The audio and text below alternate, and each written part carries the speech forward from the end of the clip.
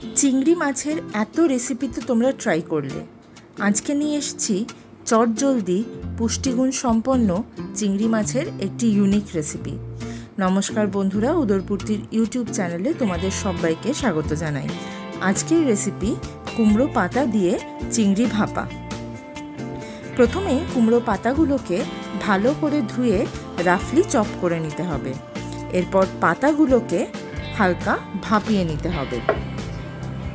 একটি মিক্সিং জারে নিয়ে নিতে হবে সাদা সর্ষে, কালো সর্ষে, পোস্ত, কাঁচা লঙ্কা এবং নুন। প্রথমে শুকনো মিক্স করে নিতে হবে। এরপরে জল অ্যাড করে মশলাটাকে আবারও মিক্স করে নিতে হবে।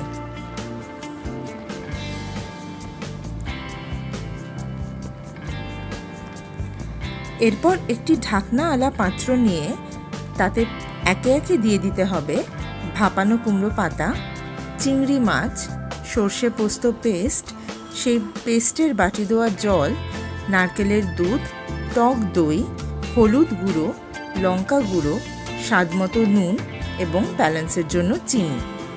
ওপর থেকে একটু ছড়িয়ে নিতে হবে কাঁচা তেল। এরপর ভালো করে মিক্স করে নিতে হবে।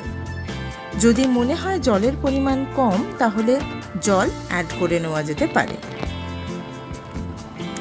এরপর ওপর দিয়ে ছড়িয়ে দিতে হবে কাঁচা লঙ্কা এবং কাঁচা সর্ষের তেল।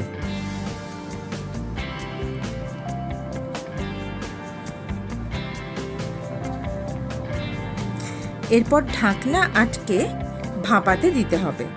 মোটামুটি 20 মিনিট মতন ভাপিয়ে নিলেই কিন্তু রেডি হয়ে যাবে চিংড়ি মাছের দারুণ সুস্বাদু এই পদটি।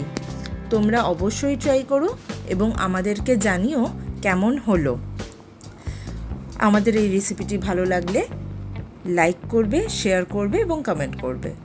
ভালো লাগলে চ্যানেলটা সাবস্ক্রাইব করে দিও। Thanks for watching.